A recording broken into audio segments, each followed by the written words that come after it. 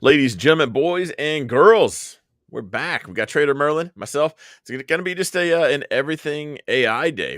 Just like we do in the past. We do these Friday streams, and they're kind of just off the cuff. No rehearsing, no pretending.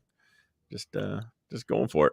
I do. I'm actually not here. This is an AI version of Trader Merlin because he's busy this weekend. So this is all cyber. We uploaded data and algorithms right now are showing you. Even gets my facial gestures somewhat close. They do. I'm real because this actually isn't the camera lighting. I am burnt, and my AI version is not burnt. So if you ever see me and then I look a little bit different, that is my AI version. All right. So overall thoughts, AI in general. Let's real AI, Okay. robotics, AI taking over the world, taking over jobs. What are your overall thoughts? You kind of like almost you're leading the question, taking over the world. I don't think it's a taking over the world discussion. So I'll start with my thoughts on AI. Bring it on. I can't wait. It is absolutely fantastic. And I think for anybody who's hardworking and intelligent, AI should be viewed as you should embrace it, clutch it, and just go, I love you for what you're doing for me. If you're lazy and don't want to do crap, it's going to run you over as far as work placement down the road. I think maybe 5-10 years. So I cannot wait. I am beyond excited for what it brings. Okay, so Don Francho officially got switched to in AI. Like we talk, AI investing. So still stocks and stuff like that. But I'm trying to bring on people that are in the space. So if you've been watching it, Mike's been on there live. He's in the tech space. Close my dividend account down. Everything all going into AI stocks. Like the more I look into it, the more I think I am late. Like, yeah. But then there's I called it. I think there's going to be an awkward transition period. So I think as it comes on, that's where the pain hits. But I do think after that, and we do adjust, we do make changes that are just going to have to be made. I think I'm on the more positive side. Yeah, me too. I think it's a crap show first. Well, I mean, you've been through some market innovative cycles, and the one I reference is just the .com bubble, which is so easy because then I could have, let's say, the Trader Merlin show, but I could change it to tradermerlinshow.com and all of a sudden my stock value triples. Everybody was just, you do whatever you can right now and put AI in your title, your prospectus. You have to do that right now. That's going to be just a shit show for a while. And you're going to have to filter through so much garbage. And that, I think, is the problem because so many investors who don't want to take time to do the research are going to just go, oh, they mentioned they're doing AI. Boom, I'm all in. It's like, well, hold on a second. It's going to fizzle out. We'll go through that same boom bust cycle, I think, where you'll have that massive from 95 to 2000 run, and then you'll get a shakeout for a few years. Maybe a few years, but maybe a year or two, and then you'll get some real stalwarts and the juggernauts out there that just take over the space. So I think there's great opportunity. Yeah, it's funny because I'm actually the Giants. I just did a top 10. I'll read them off real quick. Yeah. Google, Tesla. I know Enphase isn't really one, but they're in the energy space. I think that will be important because you need power just to turn the switch on. But Microsoft, Nvidia, not to be mentioned, Apple, Meta, Amazon, Palantir, and CrowdStrike. I think those are the giants. Mentioning Palantir was still on the speculative side, even though I absolutely love it. But allocation-wise, there's a reason NVIDIA is $900 and Palantir is $20. Yes. Hold on. Let me go through this. You had Google, Microsoft, NVIDIA, Apple, Meta, Palantir, what crowdsource? CrowdStrike. Yeah. Okay. I'll add a couple more in there as we go today, but I mean, perfect. Those are, I would say, the bellwethers and the interesting thing is, let's take a look at the high level here, which is what's powering it all, right? I think we have to start there and get allocations in that aspect. So without question, no one here is going to argue NVIDIA is the lead dog. It is, the savage in the industry, but there is a lot of talk about AMD starting to step up their game and change. There's kind of a lot of talk about Broadcom having, some very competitive chips in the mobile space and maybe even going broader than that. So what are your thoughts about allocating into, instead of having one that's the big chip maker in the space, allocating maybe some to AMD, you've got Broadcom, and you have, who else? Let's say ARM, right? ARM, you can't ignore ARM. Man, it's actually a little bit to break down on that one. Sorry. No. Until you mentioned ARM, as far as the other ones go, I had the same thought, and I originally was thinking before I did so I know a lot about Nvidia. Nvidia's one I've been in for a long time. It's been one of the better ones I've had, not because of this last rally, but I actually love their management team. Which, if we're talking investing, I'm gonna hold it for a while. I do want to know who's running this ship, Yep. And they've had some amazing calls, management wise, and but anyway, I'm thinking all right, if I can't afford Nvidia, but I can afford how much Nvidia can I afford, and can I afford 100 shares of AMD? And that kind of being would that tilt the scales to maybe get 100 shares of AMD and start selling options contracts against it to kind of create that income to maybe funnel it into Nvidia? But after looking more into Nvidia, I don't know. I still think Nvidia comes first. I'm definitely not arguing that. I think Nvidia is leaps and bounds in front of it. They're so far in front. I'm sure you watched the keynote speak by Jensen Huang the last week, which was incredible. Yeah. And listening to what they're doing. I'll give you an example. So one of my friends works for Nvidia, and here's where the future is headed. What's he do real quick? And should we have this conversation not recorded? It's just talking about the products that may potentially be down the pipeline. And just to give you an idea of I'm sure we all understand what AI can do, but when he presented this to me, I was like, whoa, man. So you take somebody like, CBS Sports, right? And CBS Sports would love to be competing with ESPN on a lot of competitive sporting events, but they can't send someone out to do softball games and racquetball games and cricket, all these. They just don't have enough money for all that. Mm-hmm. So they could actually bring on NVIDIA or some AI technology and say, okay, we don't want to hire, Chris Collinsworth to do football anymore. We actually want to bring back, Howard Cosell. You're like, wait, well, hold on a sec. He's dead, right? Well, you could have John Madden, Howard Cosell. You could have Pee Wee Herman. You could have John Lennon do sports commentary. And all they'd have to do is take their audio files from the past, videos, upload them to this algorithm. And you could now select, so, I want Kanye West announcing my Kansas City Chiefs games. And then not only can you have him announce it, but another slider underneath, you could select the commentary. Like, do you want him just to do bare bones, and there's a line drive to left center field, or back when I was a kid, add all that crazy color. That's the future of AI, and ability to do that in real time. And that's mind-boggling to me. And that's one little tiny segment of it. Really? Yeah, that's not even news to me. And so I'm trying to gauge I think most people don't know that that's just a small piece of the potential of it. Yeah, that's why. I try not to sound crazy, but that's why Don Francho, the original YouTube channel, got changed into that, because I feel like there's so many people with their head in the sand like an ostrich, or just what really annoys me is the "not in my lifetime" response. Yeah, that's driving me nuts. I'm like, no, are you blind, or are you just choosing ignorance? Like which one is it? Because even looking into this stuff, I'll say I think I got a good grip on it, and then if you don't flip over every rock, you're not finding it. There's still stuff you're going to find. Even if you're researching this stuff, there's still more stuff you're going to find. But someone already did that. Did you hear about that with George Carlin? With George Carlin, no. So a comedian took some old George Carlin files and did a whole show of George Carlin, an hour long. And the family wasn't a fan. He didn't ask for permission or anything like that. He just did it and showed up. And I didn't listen. I heard clips of it, and it sounds exactly like him. It's amazing. I follow a guy on YouTube. He just got back on. He got busted by Universal Music, but it's called There I Ruined It, and I would encourage anybody to check that guy out. The stuff he puts up is just incredible, and it's all using AI to impersonate different people singing different songs. Oh, nice. So it's like Get Low by Little John, which, to the window, to the walls, that song, sung by Frank Sinatra. And it sounds 100%. If you didn't know, you'd be like, oh, I didn't know this was originally a Sinatra song. So yeah, it's scary. And, we're going to get into a whole new era. While I think that this is the gold rush right now, it will change because of legal reasons where you can't impersonate someone's voice or likeness. Because honestly, at a certain point, if we can keep impersonating people, then Hollywood's going to be in no need of actors. They will just upload all of Samuel Jackson's videos and create the character, and it'll be all AI. I think that's already happening. I think so too. And I've said this a lot because people bring up regulation, but the government has never been on time to anything. They are a reactive.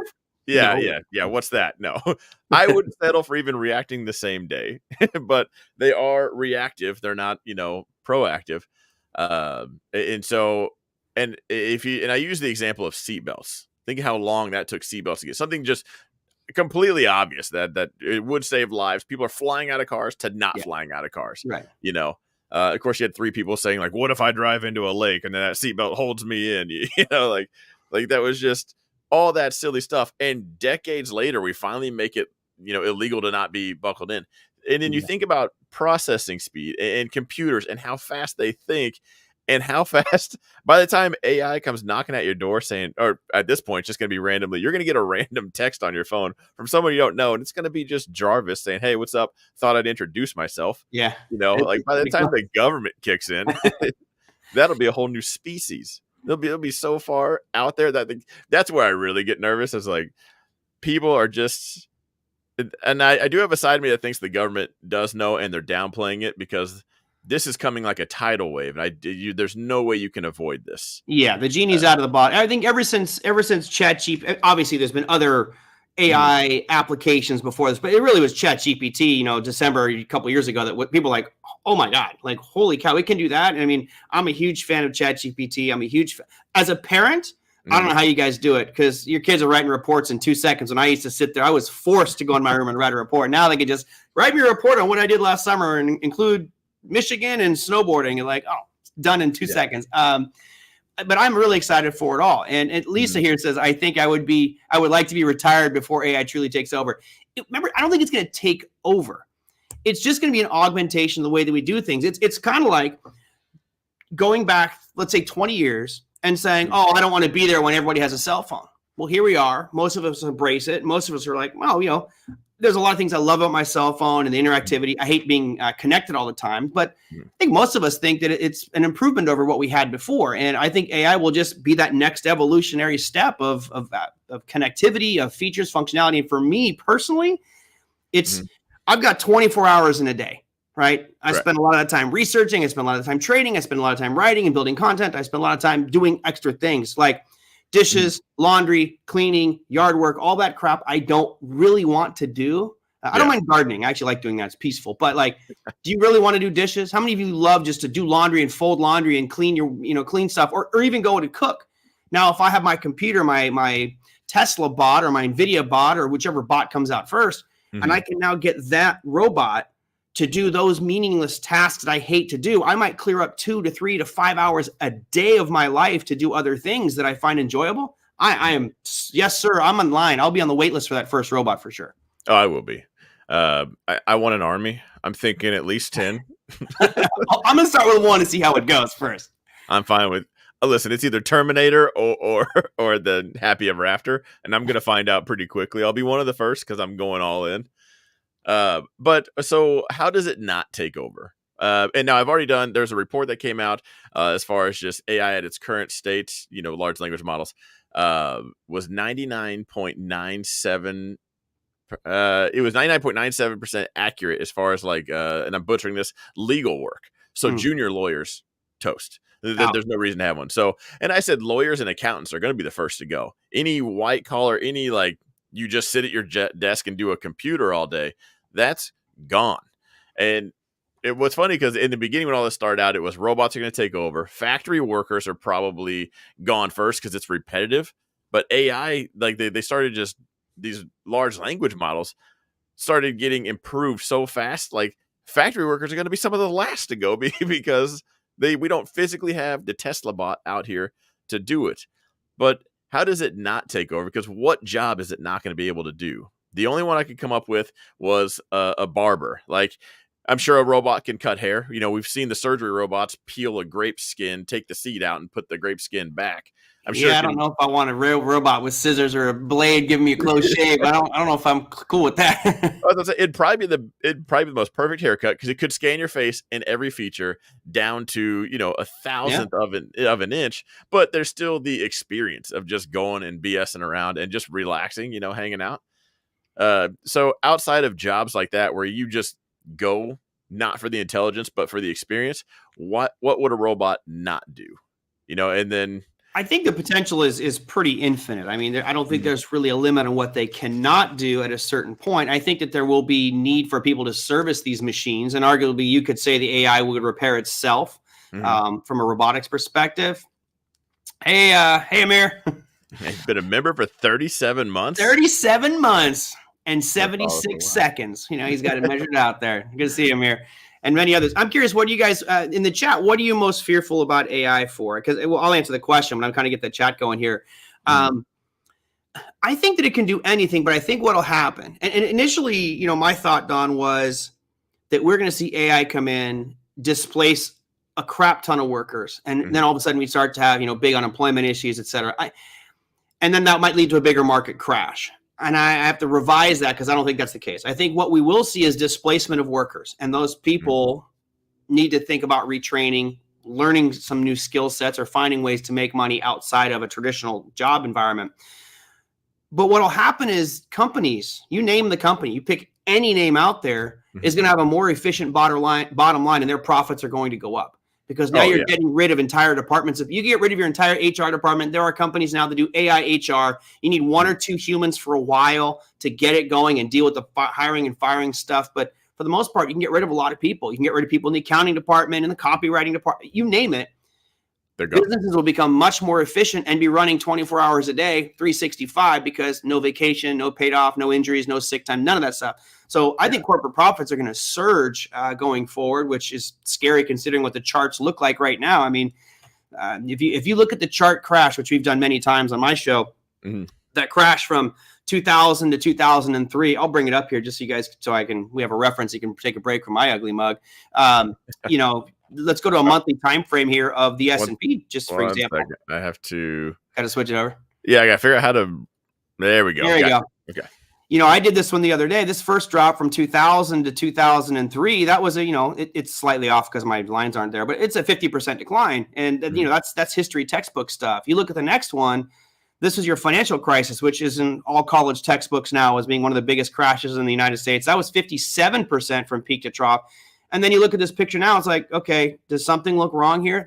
I think that what you're witnessing is some of those efficiencies. Of course, this is trillions of dollars being poured into the market since 2009. I think we're ready for a pullback for sure, but long-term, markets are built to go up. And if we see these innovations come online and really start to, displace more workers, but increase efficiency, then you need to be long stocks for sure. Yeah. And, so I've said that, and that's why I'm going just so long AI, because first of all, I do think there's a phase where people just have AI working with them and they're efficient at their job. 1000% calling that the beta phase. All they're doing is training AI to completely take over. They're just, come on in, let me train you how to do this because you'll do it better. And for everybody saying, we need to stop the AI, we need to stop this, everyone's going to lose their jobs. Like, what company is going to even entertain that idea? Because like just lawyers, 99.97% accuracy, and it's 1,000%. These are real numbers. 1,000% more efficient. What would take you hours now takes me a couple seconds. Not in your right mind. Take your complaining somewhere else. You can picket line outside the front because I'll take my just 1,000,000% more. And Mike says it on the show a lot. He says Amazon's going to be run with like 4 people. Once you have all the robots in there, you're going to have these giants that are just around. Great profits. It's going to be ridiculous. Well, one other thing that's interesting, you talk about the lawyer side of things. One thing I found really interesting about ChatGPT, I was writing articles for barchart.com. I still write them occasionally. And I could take that article, put it to ChatGPT and say, convert to Russian, convert to Japanese, convert to Chinese, and that can be done with, let's say, 90% accuracy at this point. Probably get better going forward. But right there, I've displaced translators. So you look at Shohei Ohtani of the Los Angeles Dodgers, who's now in all this brouhaha because of his agent or his translator stealing a bunch of money. We won't need translators anymore. We won't need transcription services anymore. It'll be automatically done. Your shows, you'll be able to click a button and say, what do you want it in, Don? German, French, Portuguese, Himalayan, you name it. Click a button and it's there. I mean, these are all things that I think really help society as a whole. But certain people, a specific niche, are going to get impacted greatly in a negative way by this. But for the greater good, I think that's an important step forward. It's funny you mentioned that because I'm creating another YouTube channel right now because there is an AI I forgot the name of it. 100%. This was a conversation yesterday. So you upload the video and it'll redo it and work your lips to the new language. So I'm doing another, because I've had some friends. I want to say it's Arabic. Anyway, huge following, but they struggle because all the YouTube finance is English. So all my videos, I thought about doing it all on one channel, but I'm just going to do a separate channel for each language and just run it through that. And then, those other channels won't be live for now until they get that ready.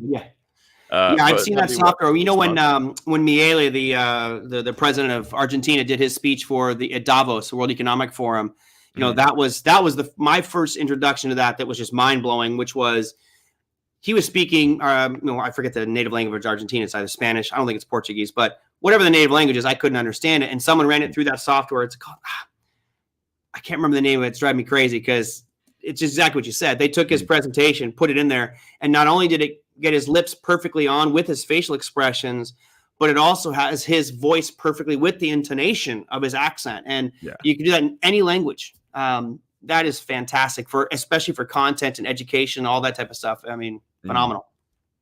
Okay, so I want you to answer this question, because I do get this a lot, and I've done a video on universal basic income, because that's really the only way I see a way out of this.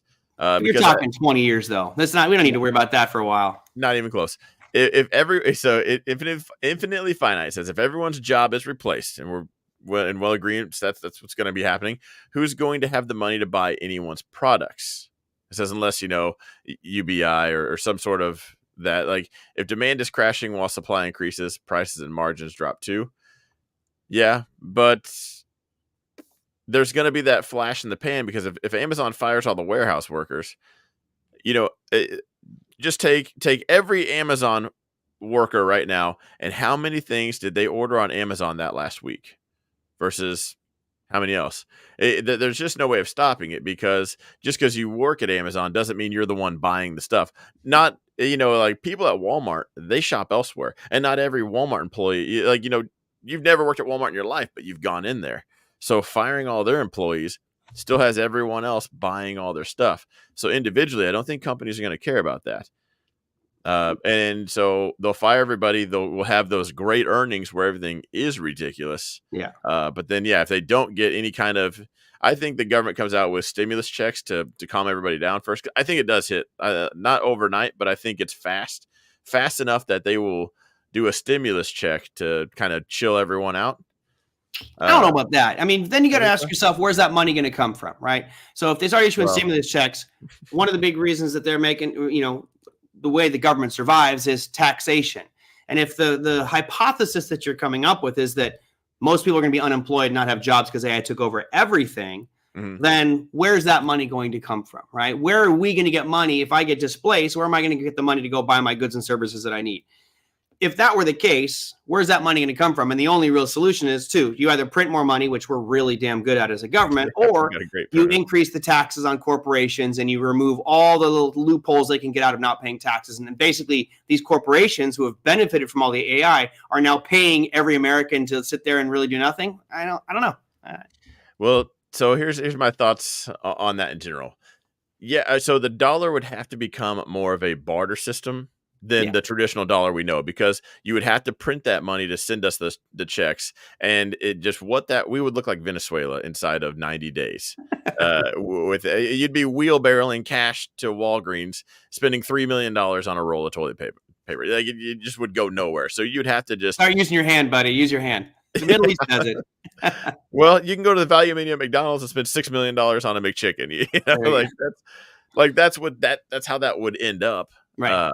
So I think you'd have to almost, and I don't know if crypto comes in and saves it, but I almost like you would get a fixed thing. Prices would almost have to stay fixed, and then it would be, like a barter system, kind of like it is now, but without the inflation aspect.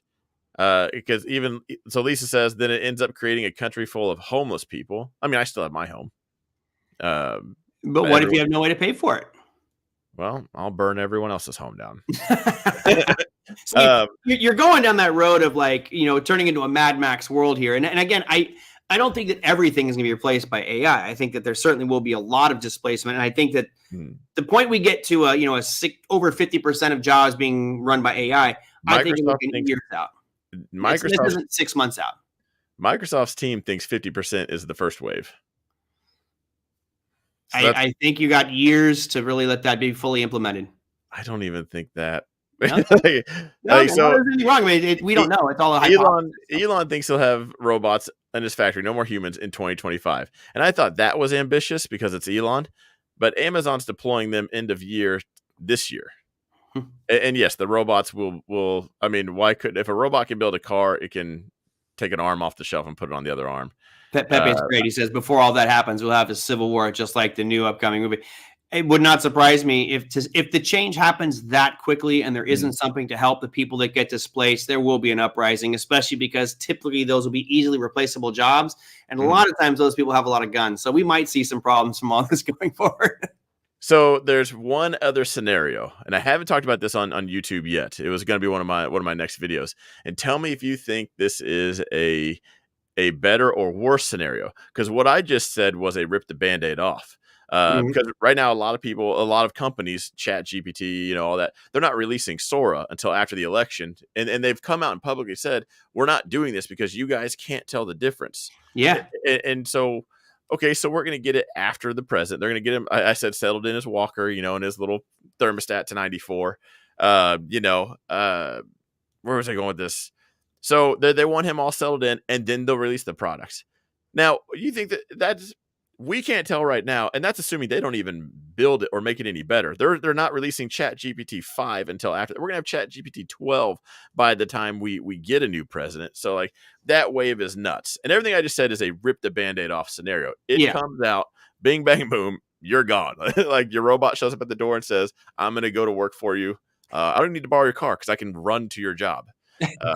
Now that sucks. That is an absolute panic scenario. Yeah, that's an extreme situation. I mean, if this was Mythbusters, is it plausible? Sure. Is it probable?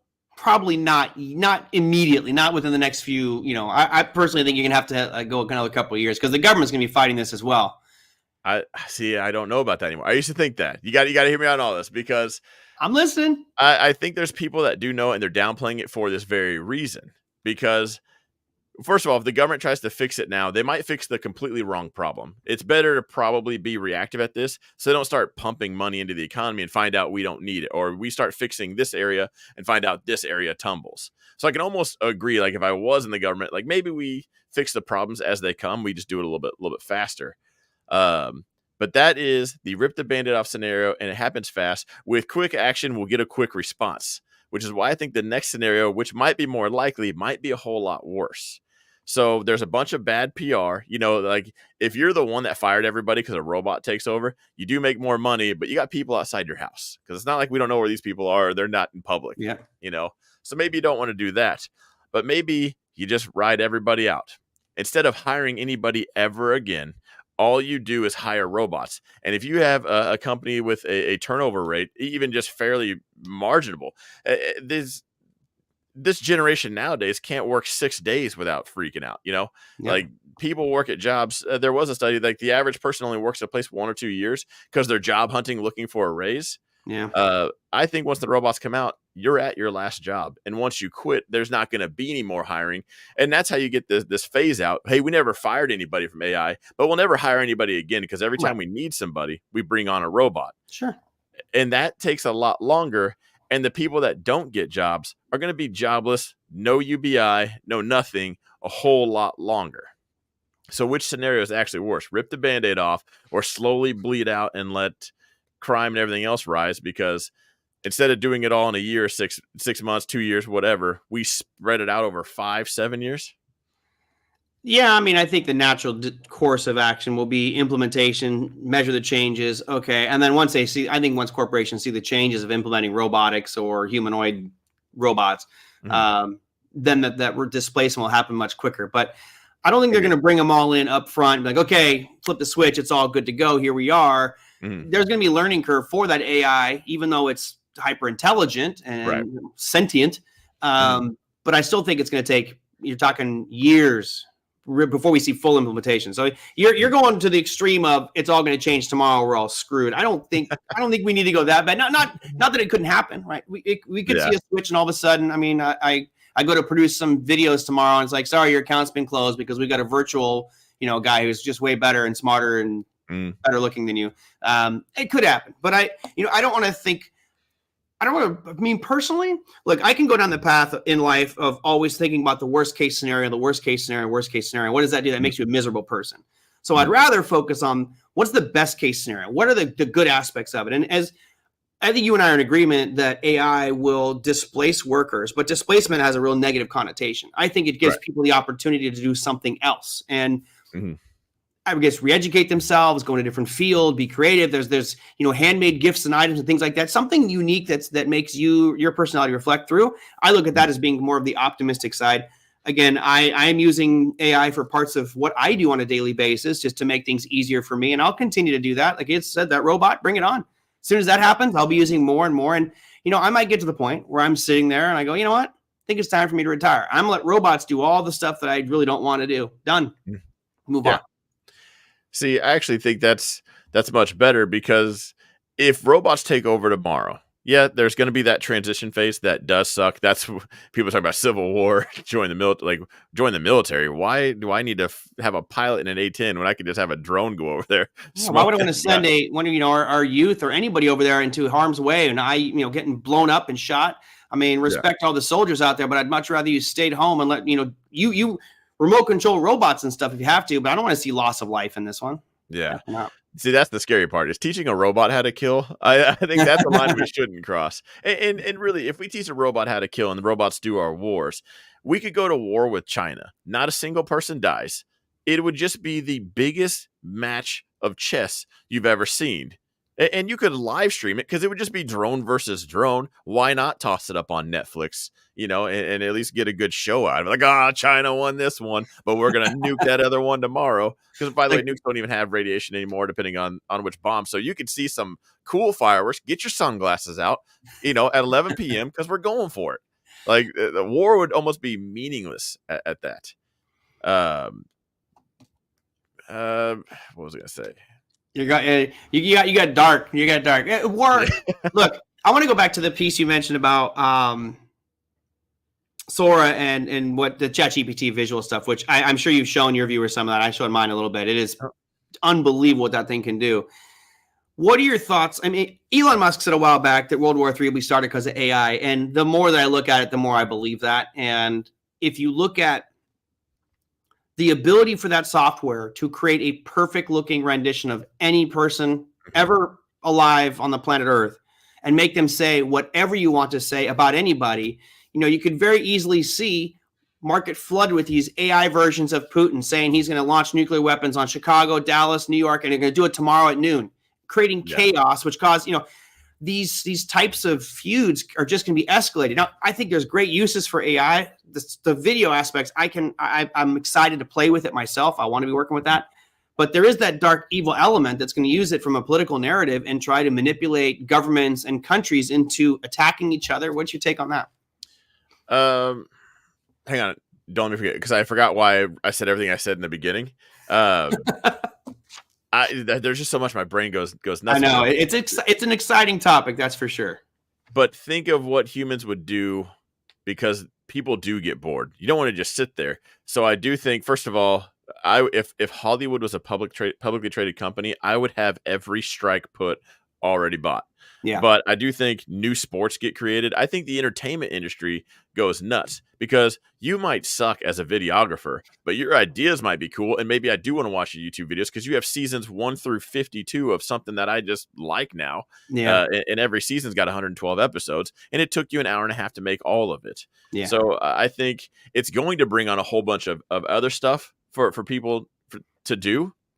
As far as the war goes, I think that's more because people talk about Terminator, and there's no reason for a robot to ever have a gun. Like, if the robots were going to find humanity as a problem and get rid of the humans, I think that's how they would do it as World War III. They could easily just get us to kill ourselves, and that would be easy.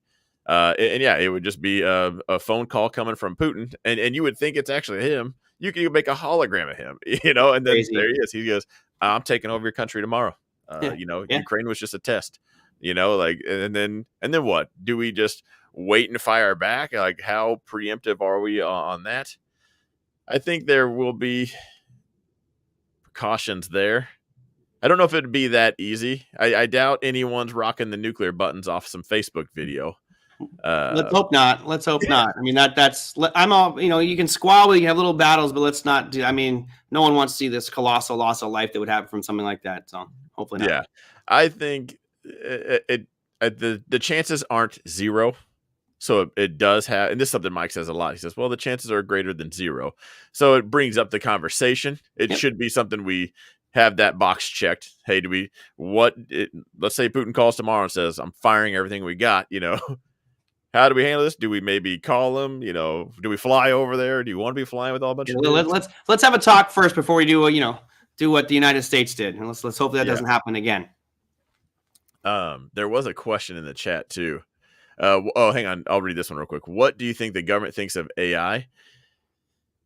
So I used to think they were just absolutely oblivious and dumb because you had so many CEOs coming in and saying, people that are creating ChatGPT. So Elon Musk, DeepMind, all these CEOs went to all the world governments, not just Biden himself, and said, you guys need to pump the brakes. Every one of them said, no, we got this. Which at that point, I agreed everything was a failure. Like these guys are top in their class telling you to stop. And you're like, no, I got this. That's like listening to a demolitions expert tell you, maybe don't light that firework in your hand. You're like, I'm going to close my fist. You learn the hard way. You learn the hard way, Exactly. So I do think the government knows.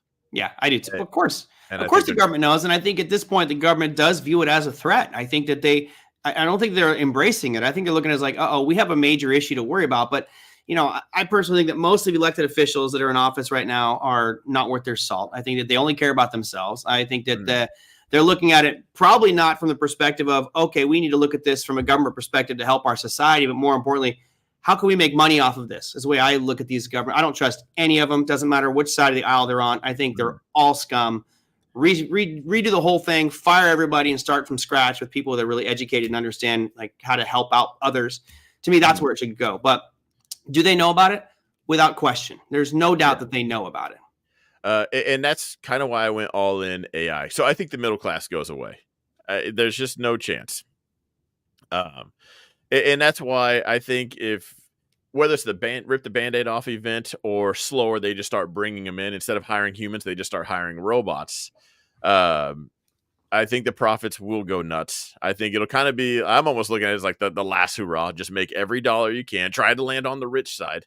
Yeah. I can do much more on the rich side than I can just being broke with everyone else. Yeah, absolutely. And that's from that vein, then let me shift it away from our ideas and thoughts on the colossalness of AI and its impact. If I give a hierarchy here of investment opportunities and where the real profits lie for anybody looking at investments, what would you of course, this is not financial advice. We're not here recommending to buy and sell anything, but like, I'm sure that you in your mind have this is, I think, going to be the one that benefits the most. And then kind of on down that line, what areas do you think are going to be the most opportunistic with regards to AI? NVIDIA might as well be an ETF better than the S&P 500. When they mention they're in healthcare. So what I haven't said on this YouTube channel is NVIDIA is the social network of companies, because NVIDIA is pairing people like, hey, you need this company's great with that. And they're pairing, they're serving as that middleman, like use our chips, but use these two companies, you guys get together. So they're almost acting like a Facebook to all these other ones. Yeah. But when I saw Figure One, when Figure One showed off their robot, and I heard Amazon is deploying their humanoid robots at the end of 2024, it no longer went from Elon is just, Elon, and it's probably going to be 2028 to maybe he's just with everyone else and he's on point. Yeah. And there's a robotics race that everyone's focused on ChatGPT and if it can write a poem for you. No one's really focused on these robots and these robots. So with that, are you saying, because NVIDIA it'll be making bots for sure. Right. Tesla's already making their bots. You got Microsoft will be making a bot. But you also have, Boston Scientific and other firms that have been doing this for a long time, doing robotics in different pieces. Let's just all agree. I think everyone here would agree. We'll just remove NVIDIA from the discussion because we know that at this point, they are the king of kings for now. Right. So now let's move down that list. do you look at things and say, okay, I'm now going to be acquiring more Tesla, even though it's cars, it's software, it's AI mapping and all that stuff? Does that now move into your category if that's one to hold because of the robotics, or do you shift down to other companies which may be going more robotic? Remember when I told you to buy Meta? Yeah. Remember how that played out? And I told everybody to buy Meta again at $90, and then now it's 500. I made a video the other day saying Tesla now is like Meta at 90. I couldn't care any less about the cars. In fact, I almost, so I'm selling the 160 puts until I get assigned every week, without a doubt. I did bump it to 162.50, but I'm comfortable at 160 and below. I'm not going all in, so I'm still just grabbing shares. I'm going to be systematic with it because, again, I don't think it does happen tomorrow. I get ahead of myself. I think I get a little excited, but I still want to keep it under control as far as like allocation goes. But even on Tesla's note, I'm thinking about just grabbing a short position before deliveries come out. I don't think they're going to make deliveries. I think there's a sell-off. But I think, just like Elon has said, I think robotics are going to dwarf cars. I don't even care about the automotive industry. Yeah. I've had Ford for a decade. I'm selling that as well. It just wasn't in the dividend account when I went go flat. I think there's already so much supply. If you look at supply, depending on who it is, there's plenty of cars out there. Like there doesn't actually need to be new cars made today. We just all want to have the newest, latest, greatest thing. I mean, I drive an old car, and I'll probably continue to hold that thing for years and years and years until I'm forced to buy something new. With the robot, though, I do see a world like the Jetsons, where I've got the cleaning one, the cooking one, the massage one, whatever it needs to be. If it can do it all, I still have one for each purpose, just because I want it all done now at the same time. Tesla is definitely the first on that list. I'm going to bring up the chart again here just so we can mix it up a little bit. But, guys, look at this chart here. Tesla really hasn't gone nowhere since middle of 2020. Yes, it's had wide swings, but, I've been watching this one as well. And I'm with you. I actually think that Tesla is a buy at some point. But you look at the way this chart's been going, and it's been lower lows, lower highs going all the way back into June of 2023. June of 2023. At this point, I'm not like excited to buy it. I think long term it will be great, but of course, it could go down much further. I actually do like your 162.50 marks. I might go a little lower myself, get down about like the 155s maybe, but I'm a trend follower. I think trends are the easiest way to make money, and at least for the past year and a half, almost 2 years, this trend has been decisively down. So what do you think it's going to cause this to stop going down? Probably the moment it's too late, and robotics, it's doing a great job selling off. And I don't know what catalyst shows up, and all of a sudden they make 6 million cars a year. I don't know what that would take. Right now, I just, if you can pay me to buy the shares, I'll do it. Right. And I'm with you. I'm all about selling puts on things I want to own, and this may definitely be a part of my portfolio. I don't own any Tesla right now, but they're looking at 40 current price right now from that peak back in July 19th of 2023. You're down 40% on Tesla, and I think that there's still a ton of extra room to the upside here. But eventually, I don't know when. That's the part that sucks about trading. Yeah. Well, see, that's why I'm starting with the 160s. If it breaks that, I'll get assigned. I do have more capital, so that's why, again, I'm not going all in, because my next strike will be the 140 strike. If it breaks that, I would like to think 120, but if we start breaking down even further, I might drop it to the 100 mark, depending on if we start picking up momentum. Yeah. So you're looking at base. You're a 20% increment guy. Yeah. As far as this one goes, drop it down a little bit. I'll start selling it until it gets assigned. It's just free internet money. Yeah. But the thing is, you have to be okay with letting, for anybody who's listening right now going, oh, that sounds great. You have to be okay with letting price maybe go against you for a while if you're selling these puts and you get assigned, because, who knows? If you look back into 2019, Tesla was down at $12. Now, of course, that's split adjusted twice. Okay. So it wasn't $12. Actually, it was more than that. But that's kind of, it's scary to think it's gone split adjusted from $11 up to right around 400. Could it crash? Yeah, it certainly could. But I think just what's in the pipeline in Tesla, what they're doing, Elon Musk, just as the brilliance of that guy, I don't think you're going to crash back. I think 100 would be the ultimate buy point for me. Yeah. See, with my levels now, I'm doing things again. 160 I'll fill, 140 I'll fill. Depending if we start picking up momentum, maybe 120, maybe 100. If it breaks that, I'm comfortable with riding all that. People are saying Tesla at a 70. Fine, send it. Yeah, I'm comfortable with riding those shares all the way down. It's something I've said on this channel quite a bit is everything I'm selling puts on right now. I am walking down the aisle because it's all AI stuff. Yeah. So yeah, till death do us part. Like there's not a sell. I told my chat there's no need to ask me if I'm still in it because the answer is yes. I like that. You know, J-Man here says selling puts on things you want to own. Selling puts is basically saying I'm committing myself to buy it at certain prices. And on this Tesla chart here, you're currently trading at 175. And what Don's saying is he's selling puts, and you pick the time in the future that if it gets to 162.50, then he's committing himself to buy it. And with that option, someone is paying him a premium because Don is obligating himself to buy it at 162.50. If it doesn't get there, we keep the premium and just kind of keep raking in that premium and get paid to commit yourself to buy. It's a great strategy. It's something I do with the bulk of my capital in my accounts. Yeah. All right. So that was Tesla, and I'm with you. I think we agree. Tesla, fantastic. I think there could be some rocky roads for Tesla. Certainly, the talk about profit margins getting cut on their cars. But I think the Cybertruck's going to do really well once they get full production on that. That should help them out. Here's one thing I don't know, and I'm probably going to get laughed at for it, but my assumption is Starlink is Tesla, correct? Right. Okay. I don't think. Well, then I could not be more wanting to buy all in on Tesla because they just launched, or actually it's actually happening in 2.5 hours out of Vandenberg Air Force Base. They're launching another 22 Starlink satellites, and I mean they've essentially created this perfect grid around the world where you can get high-speed internet anywhere, anytime, any place. So am I shorting Verizon? Am I shorting AT&T? Am I shorting Comcast? And all these, I mean, to me, that's a very real potential trade there as well. And if Starlink is Tesla, I personally think it's going to get spun off from Tesla and you'll get the Starlink shares. That's probably what will happen. That's huge profit as well. Yeah. Hedgehog says Starlink is private, but I believe it's still under Tesla. And I'm not sure. Yeah. I want to say it is. I wouldn't fight you if someone, wanted to square up on that. I'm not sure if you've done the research and you absolutely know. I want to say it still is though. To answer Lori's question, if you had shares now, would you ride them down or sell them and move to short puts?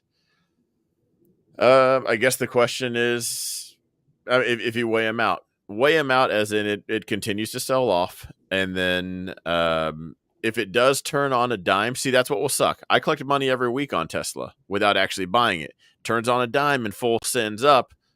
Cool. I collect about, $150 a week per contract. So real sweet. The $150, but then the shares just go nuts. Then you're in the chasing game after that.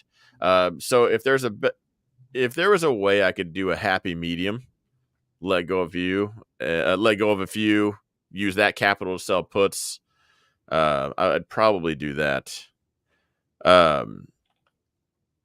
All right, let me correct myself. Yeah, Infinite Finite says, isn't Starlink SpaceX? Yes, you are correct. Okay. It is SpaceX, which is not publicly traded. So, think about that down the road.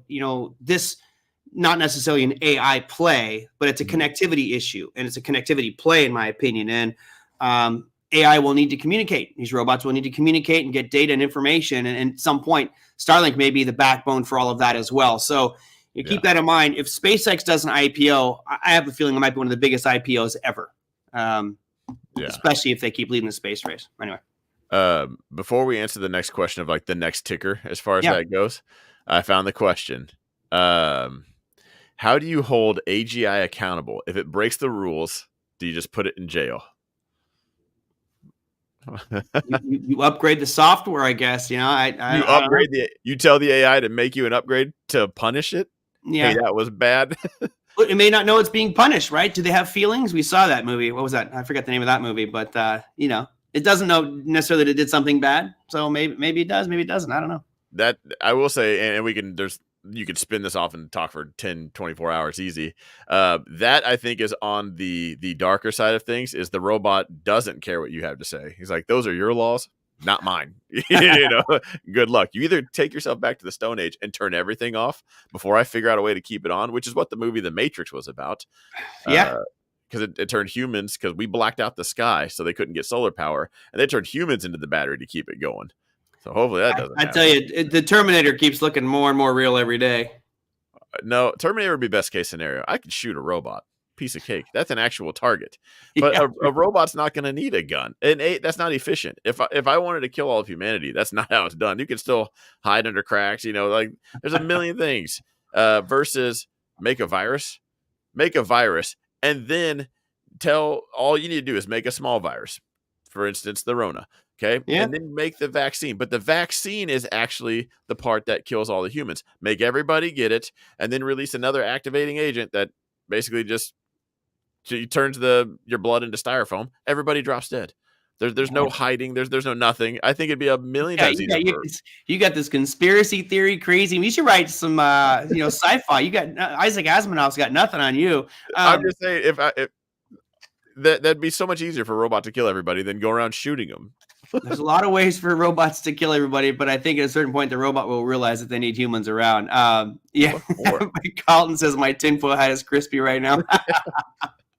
Funny you mentioned drug stocks because Tesla recently bought, not Tesla, NVIDIA recently bought, I think, like $200 million worth of Recursion Pharmaceuticals. It's RXRX.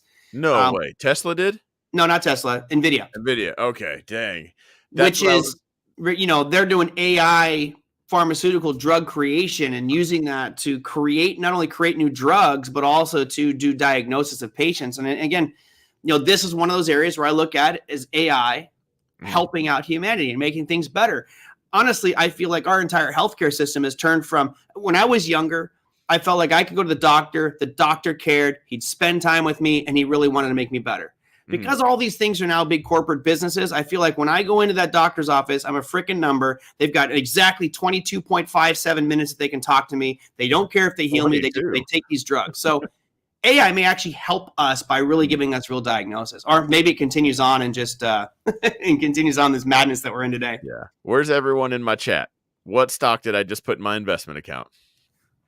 Remember when I said there was a comment about ARM and we're going to get back to it? Yeah. That was it. I was looking at NVIDIA's management team and what they had bought. ARM was their number one. RX was their second one. And when I looked into that, and they leased their tech out to companies like Bayer, so they're not profitable. It's definitely a speculative play. But if NVIDIA liked it, turns out Kathy Wood likes it.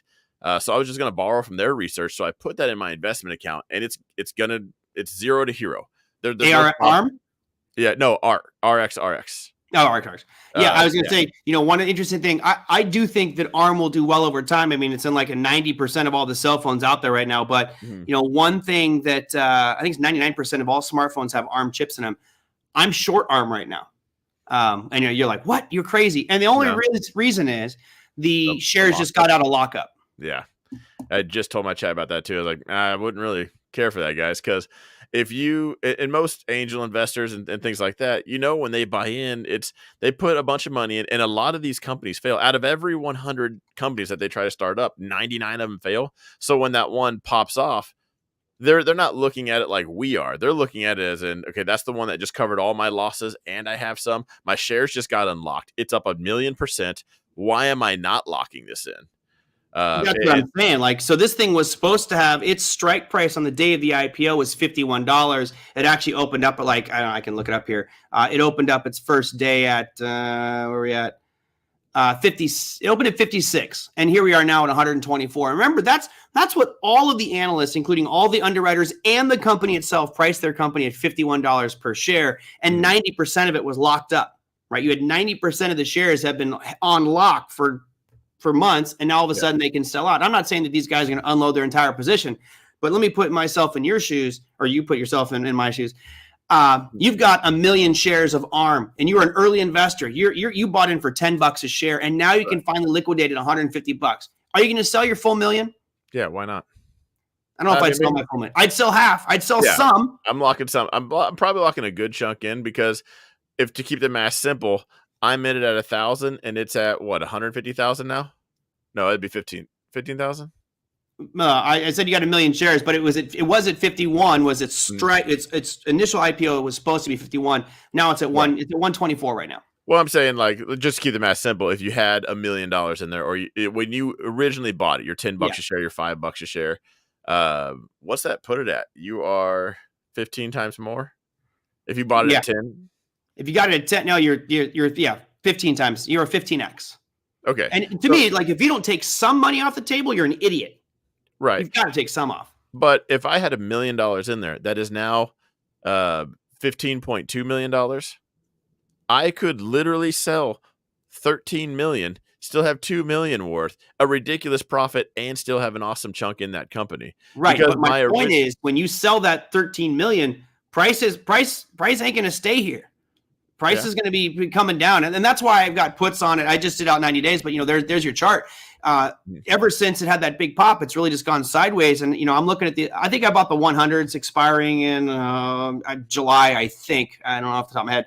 I bought the 100 puts directionally expiring, in 3 months out. And it's not because I dislike ARM. I think they're brilliant. I think it's fantastic. I actually think they're going to continue to go up and up and up and up. But you've got people who are going to take profit. And if 90% of those shares just got unlocked and they can now potentially get out and lock in profit, I think you'll see a little bit of profit taking. And that may open up some great opportunity to buy into ARM for the long term. Yeah. I don't have it, but I'm 100% in agreements there, because it would just be like the same thing with Bitcoin. People understand there's only 21 million Bitcoin. And anytime you lock up a whole bunch of shares, your float is essentially a whole lot less now. There's a whole lot less in that pool to just divvy up. Right. So yeah, if the owner of Bitcoin had 20 million Bitcoin, everybody's still believing in Bitcoin the way they do, that 1 million Bitcoin left would shoot up drastically, just like ARM did. It would be a low float push. You can talk about the float whatever you want. The real float, the actual float that's moving around, would be significantly less, pushed around so much more. You would get this giant squeeze, and then the whale would just let some loose. And if I did have 1 million turn into 15, I would still drop 13 million. And when I do drop that price, I'm putting 5 back in. I have paid my taxes, I've done everything, and I bought it back cheaper. Yeah. And for those that don't understand what I mean, and not to sound condescending, but some of you might not understand, there's shares outstanding is all of the shares available in all of mankind. That was 1.03 billion shares of ARM. The float is how many are publicly traded that are on exchanges. You can go buy and sell those. That's 96 million.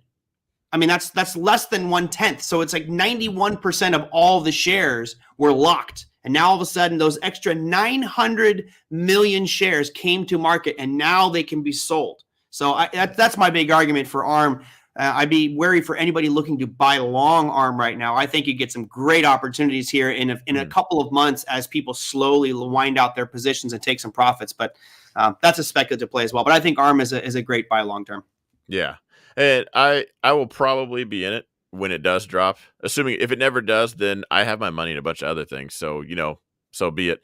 I have a lot in Palantir, which I absolutely love, but still you have to consider it speculative. So if I miss out on a couple other speculative plays, so be it. And that's another point I wanted to go over. Yeah, I'm like hair on fire buying up AI. Like robots are kicking the door in tomorrow. And worst case scenario, you just heard the 10 stocks that I have. Yeah. Like and they're all great. Yeah. And as far as the .com bubble goes, I am in the camp where we're in the next .com bubble, but I think we're 1996. So I think we have the giants. Right. They're going to spur it on, and then we're going to see a flood of everyone else, just like all the EV companies. Yep. And they're going to shoot up too, and that's just fantastic. And maybe I buy a couple. I'm sure a handful might actually be well. Compared to the thousands, it's going to look like Bitcoin and all the altcoins. And then we're going to separate the men from the boys, and it's going to look like the .com crash.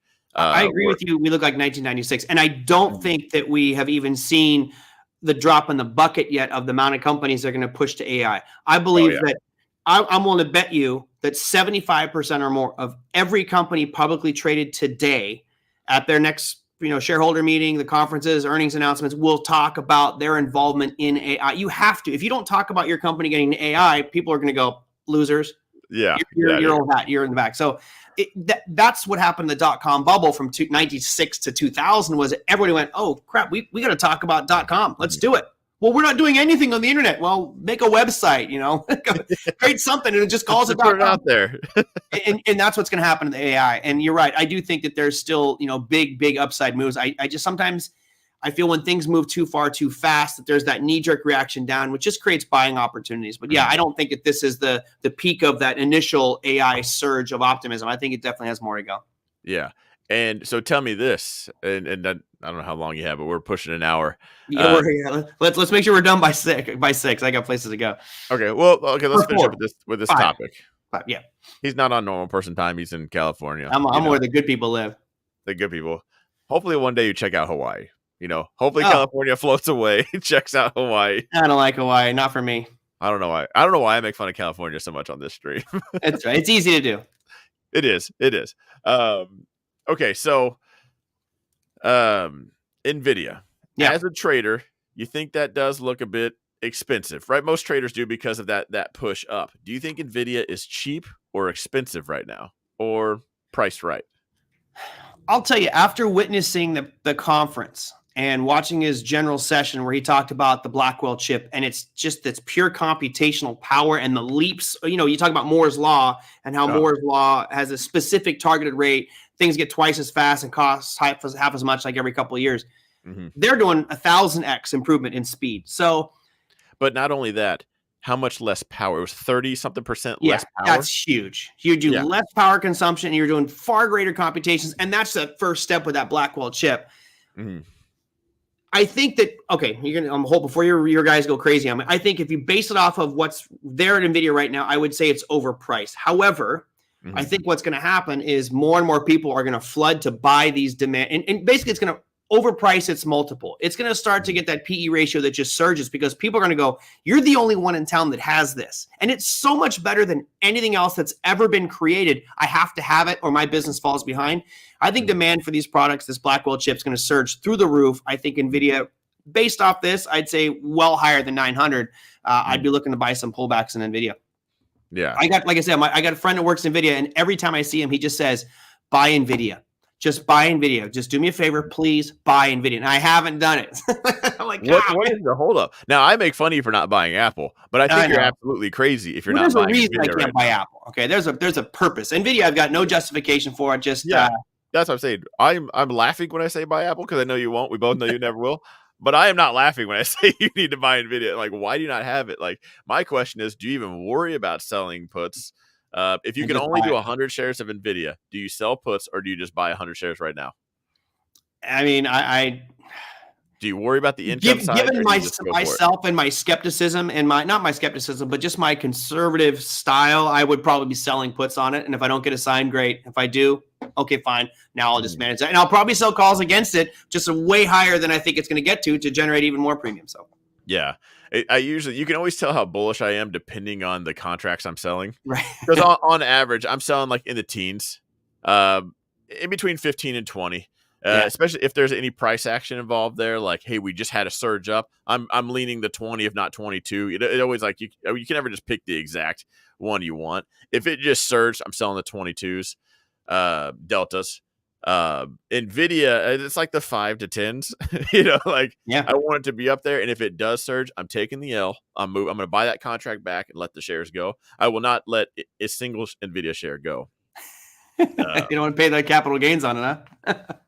I don't even care about that. Well, because I have tax trader status. It doesn't even matter. I don't have to worry about wash sale or anything like that. Right. But I just and I sound like this sounds like pure FOMO because anytime someone says that, they're worried like Tesla's going to gap to 600 tomorrow and they're just going to miss the entire run. There's never going to be a pullback ever again. Oh yeah. But I just everything know has a pullback. Everything has a pullback. But I know myself, and it gets harder to buy the higher it goes. Yeah. Because NVIDIA, while it's one of my bigger positions now, grew into that. NVIDIA kept climbing up. And out of my whole investment account, NVIDIA's the one ticker I did not add into. Because it's like, I'm waiting for a pullback. Literally never got it. It went from 160 to 900. We even based out, and I was like, maybe I will. And I sold a put.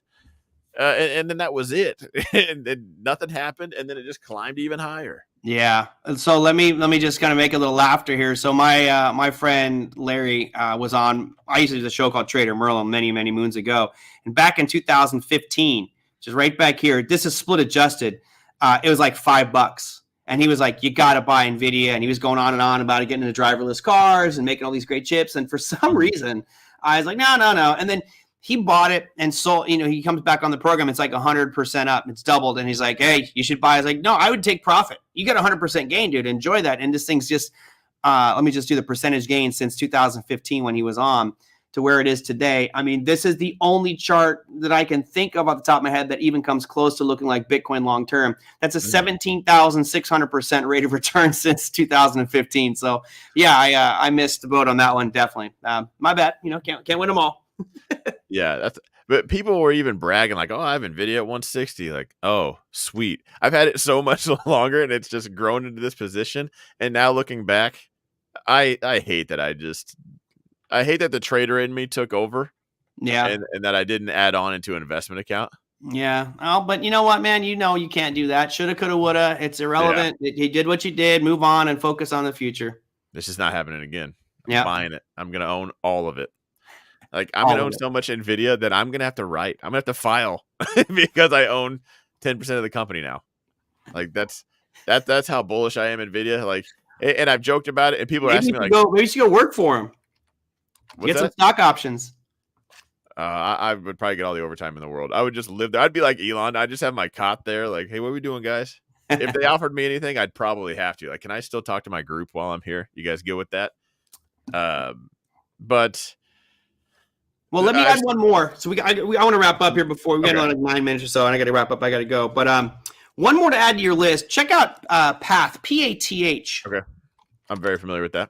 Okay, so that's a very interesting model what they're doing as well, and automating robotic assembly lines. And when I was watching or reading some of the documentation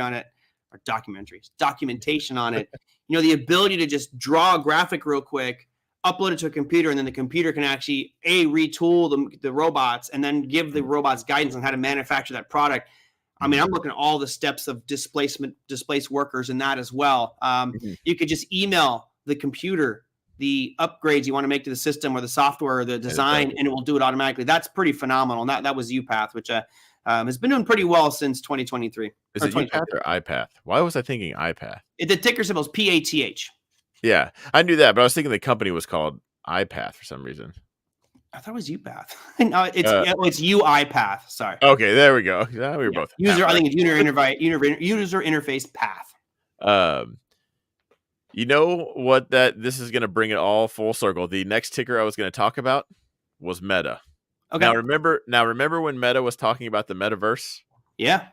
And did you notice that Meta's logo was behind Jensen Huang when he was talking at that conference? Oh, I did not notice that. Yeah, Meta's there. And then they started talking about Earth 2. They started talking about the factories and the playgrounds and gyms that robots can digitally go learn on. Everything about that sounds like the metaverse. And it sounds like if they already have that relationship, Zuck is this far away from saying, I know I told you guys I was going to lay off the metaverse, but here it is. And then it just jumps. I think the jump to metaverse after watching that got so more real that I think I don't think people are putting that 2 and 2 together. Yeah, it's interesting because what NVIDIA is using is Meta's large language model, their LLM, and Meta has made their LLM public, like just use this, which creates a dependency on Meta, whereas Google is keeping that LLM private, which I think is a very interesting business decision. You can keep it private and then maybe license it out, or go ahead and use it, but it's ours and you're welcome to use it as you wish. Where are you going to get more adoption? Probably with Metas. So yeah, it makes sense. I mean, the chart is pretty phenomenal on Meta for those who haven't seen it. I mean, going back to those lows in 2022, just November of 2022, you're looking at a 450% gain. Phenomenal. Funny because on that huge gap down on their earnings, I bought a ton of calls and I did great profits in it. And of course, like always, I got out of it too soon as it, jumped up to like 120 and shoulda, coulda, woulda. Yeah. As long as I'm not losing, I guess I should be okay. As you were buying calls, I was debating on panhandling because I'm watching my investment portfolio just shrink at this point. I'm just like, no.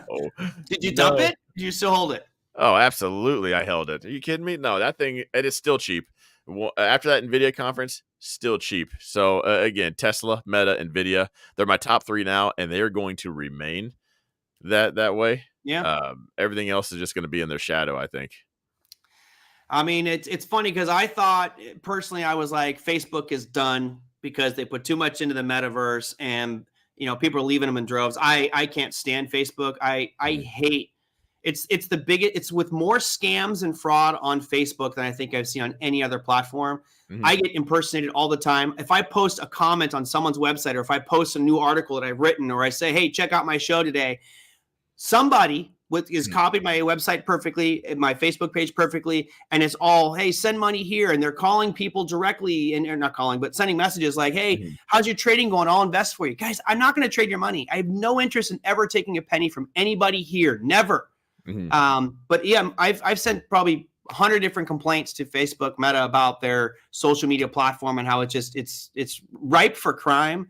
I would love to leave it, but as you know, you kind of have to have these venues if you want to be any sort of influencer. Because it's also number one, and then with Google's mess up on their images, it's the least trusted one out there that only sent that many more to Facebook to complain about Google. Like it's, I know, and the reason it's ripe for all that is because it is the biggest.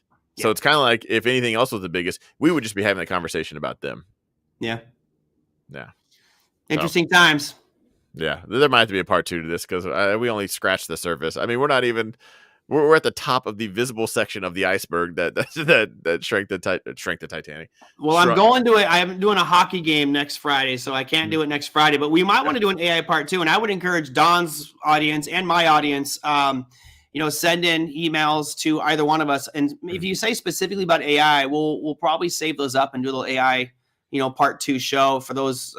My email is right there, tradermerlin@gmail.com. We put that on. That's an easy one for you. You can email me, and just if you have an AI question specifically, go for it. If you're on Don's crew, you can send it to him as well. I'm sure you have Don's email as well. So there you go.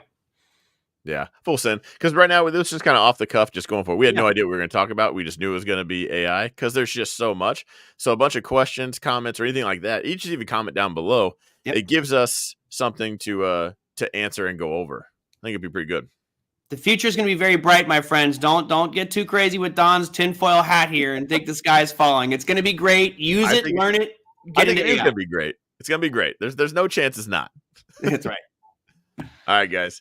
We'll end it here. We'll see you guys in the next one. Have a good one. Thanks, everybody. Have a fantastic weekend. Happy Easter, everybody. And thanks, Don. We'll see you soon. Of course, man. All right, Thank you.